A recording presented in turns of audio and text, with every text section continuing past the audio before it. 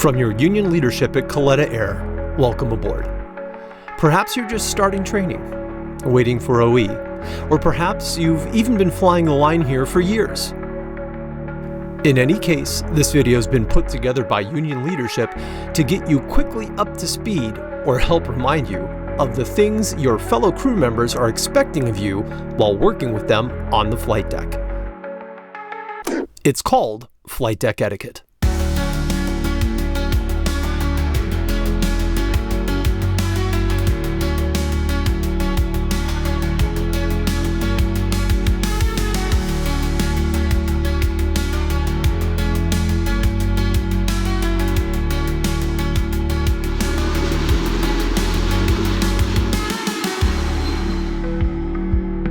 Don't expect your OE captain to teach you all these things.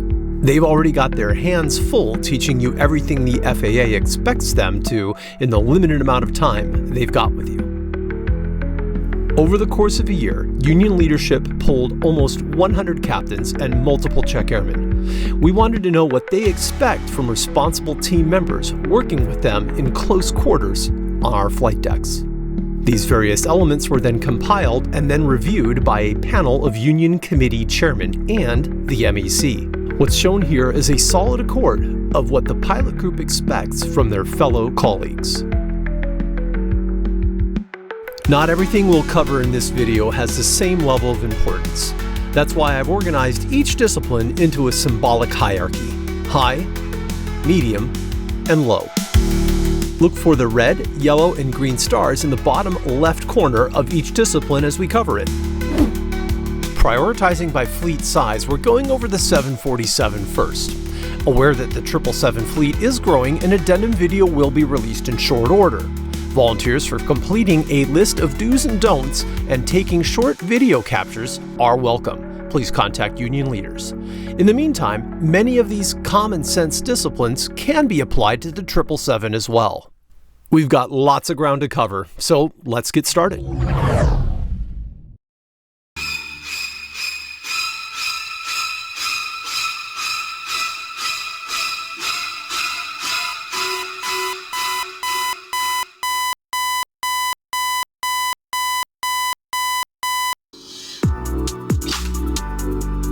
Does your spouse make your bed for you at home? Perhaps it's a boyfriend or girlfriend. Perhaps it's even still your mother. Perhaps you don't even make your bed at all. Well, here at Kalitta Air, you make your bed. Let me say that again. At Kalitta Air, you make your bed.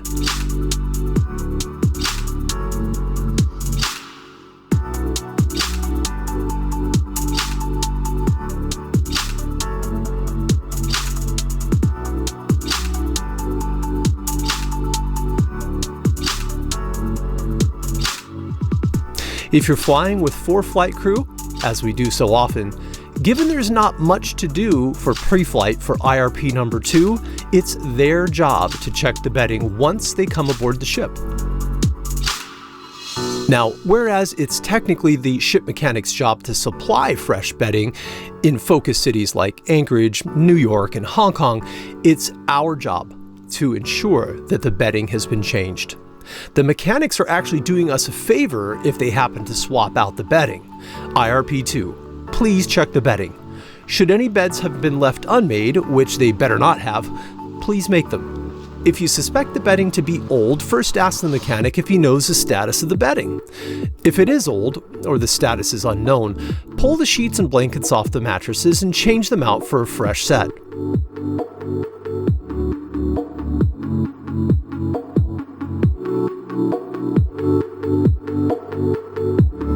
If there are trashed blankets, please fold them into squares and place them at the foot of the beds. Unfortunately, sometimes a pilot who's not in the know may put used bedding back in the colored bags. If you're not sure the bedding in the bag is clean or dirty, just call ops to bring a fresh bag. Yeah, hey, I was wondering if you might be able to bring some bedding up to us. Ship 706 there at P3. Yeah, I can't tell if it's dirty or not. All right, thanks. Bye. For the record, dirty bedding goes in large black plastic garbage bag. Hong Kong may be the only exception.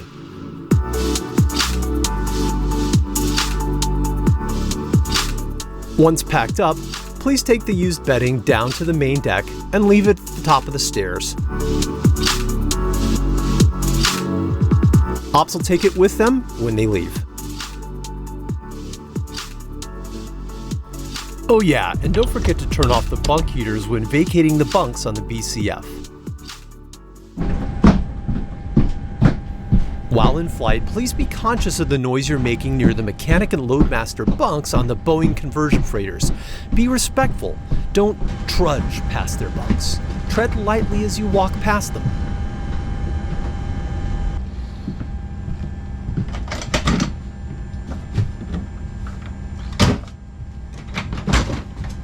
Do not slam overhead bins or Galley Atlas boxes looking for food and supplies.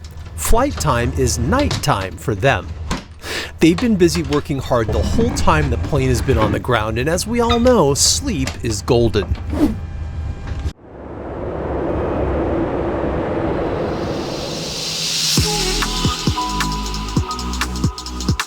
During daylight flying, please be sure to completely close the flight deck curtain. If left open, even just a crack is like the spotlight of God coming in and lighting up the entire upper deck.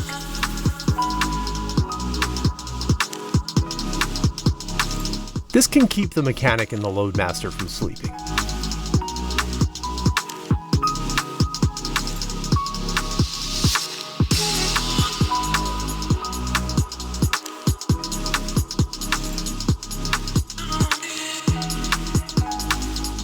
Speaking of which, the mechanics are not our butlers. Tidy up the bathroom when you're done. If you use up paper towels or toilet paper, it's your job to restock it. If they're awake, you can just ask the mechanic where they stock the resupply. If they're away or asleep, on the freighters, resupply is most often found in the cabinet in front of seat 1D, or in the bunks between the captain's and first officer's beds.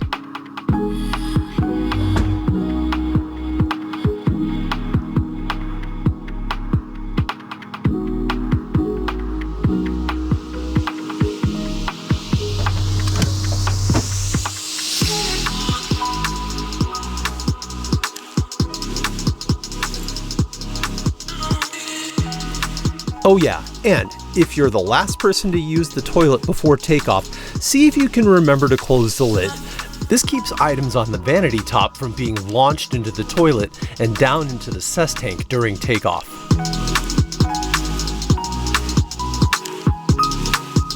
While waiting for the loading to finish, another thing IRP-2 should be checking on is catering. Sometimes catering might not be adequate for the length of flight planned.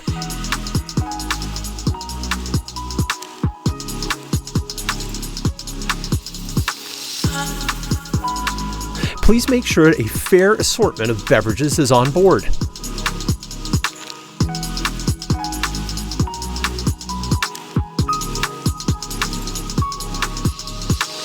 Also, be conscious of markings on the tops of different food canisters. It is possible to pre-order food as flight crew members, and you don't want to eat somebody else's lunch. You never know whose lunch you might eat.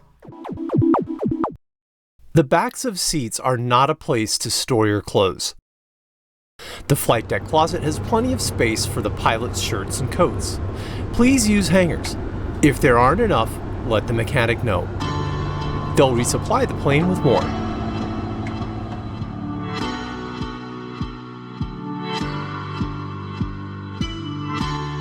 If you're temporarily using a passenger seat on the upper deck, remember to bring the seat back to the upright position, especially on the freighter. There's a whole other row behind you, and leaving it down either locks occupants in or eliminates the back row from even being used. Most mechanics agree. If you open oven right after the heating coil stops, the repeated shocking of the material it's made of will lead to premature aging. A good rule of thumb is to wait at least 30 seconds or so before opening the door. You'll probably still have cutlery and napkins to put together in the meantime anyway.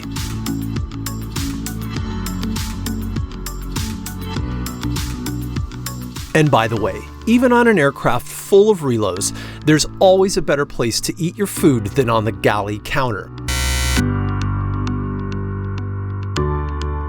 Mechanics often mention that they are cleaning up our mess from the galley countertops after pilots are done eating on it.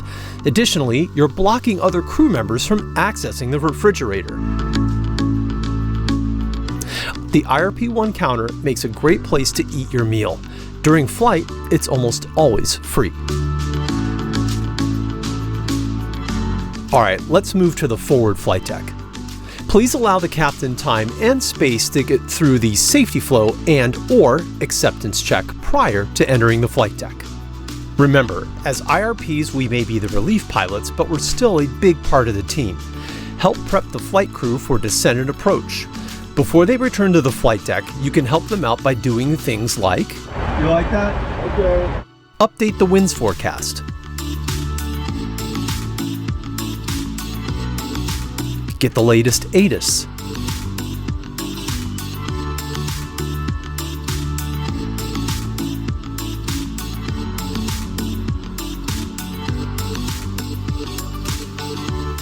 Load, but don't send, the landing data page with the runways mentioned on the ATIS and the last fuel score landing fuel calculation.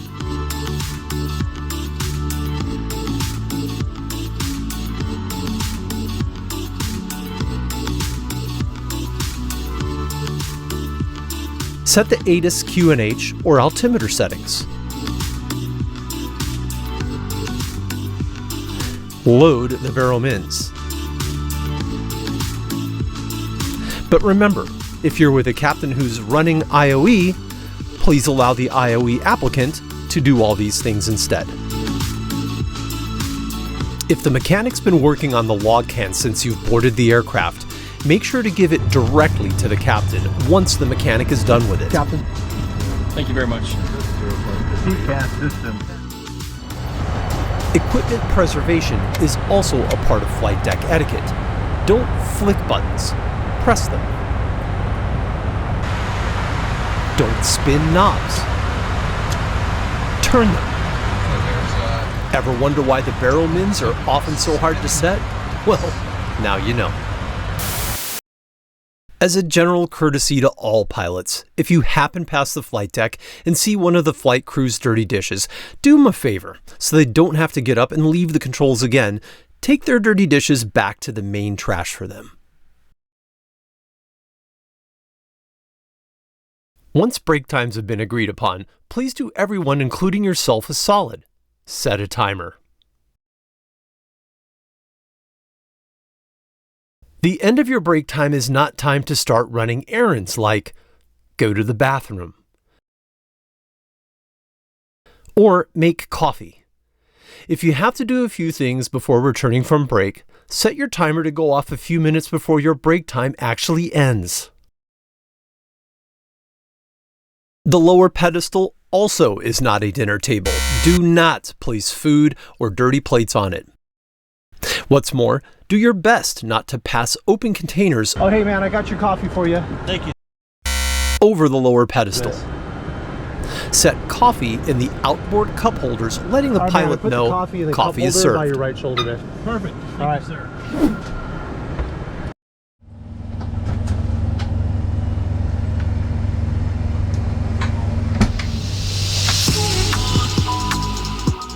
The ladies are flying now more than ever before. Be a gentleman by sparing them any surprises. You can change in the bathroom, or if it's occupied or you just find it too cramped to change there, be courteous and announce that you'll be in the back changing. Hey guys, I'm going to be in the back changing, right? All right, that taxi is going to bring us down to Kilo 1 intersection with runway 4 left, our intended departure runway. We got a straight out of the loose engine turn, There are a lot of things to cover in a brief. Nonetheless, let the pilots monitoring know if you intend to automate or hand fly the initial segments. Keep in mind it might not be the time, place, or flight conditions to hand fly. I'm going to do some hand flying on this one if that's okay with you. If it gets hectic, I'll just ask for center auto pilot command or something like that. Outside of that... When you're done using them, don't forget to switch off the pilot auxiliary heating elements. On the outboard side of each flight deck seat, there's a pocket you should be stowing the heavy seatbelt buckle in when vacating the seat or switching out with relief pilots. If you just cast that heavy buckle to the side, it gets lost in the dark or buried in flight bags. Don't hang buckles in the yoke niche in the seat. Anyone taking the seat has to move it before sitting down, and their hands could be full of flight gear. Please, use the equipment provided to us. Use the buckle pockets. What in the hell is wrong with you, you farting Anger, bastard, you aggression, or just a short temper can sometimes affect us all, Who, your parents related before they got married? especially if we're fatigued or overworked. But if you're chronically angry, you probably already know who you are. You have the right to harbor anger. However, the chronic unloading of anger at fellow flight or ground crew is not acceptable. Bet you didn't know you have more support here within the pilot group or with ALPA National resources than you ever knew. Start by reaching out to the Pilot Peer Support Committee. Link in the description. The person picking up the phone is one of the coolest pilots here. Trust me on this. If you need more help, they can guide you through a myriad of resources available both within our union and at ALPA National. Is it medical, substance related, or just working through a difficult time? Union leadership can help you address all these issues. When you call, we're not going to tell you what time it is. You're going to tell us what time it is, and we'll help you find your way through it. Our operations here at Kalitta Air are not so dissimilar from any other passenger carrier when it comes to saving costs. Fuel is number one. First officers, chances are you don't need to start the APU until you close in on the apron. As long as the captain agrees, wait to start the APU until you're closing in on parking. However, keep a checklist in a place where you don't forget either. There's no need to switch to the stat page to watch the APU spin up. Ultimately, the ICAS will let you know if there's been a start error with a APU caution message. The first officer's eyes are important. Keep them looking outside the aircraft during taxi. At the end of the day, if you're parking in summer conditions, the tropics, or desert destinations, even if you see the receiving crew waiting for you on the apron, please, for the love of God, put up the sun visors provided in every aircraft. Naturally, we know this keeps gobs of heat off the flight deck. All right, last call for garbage.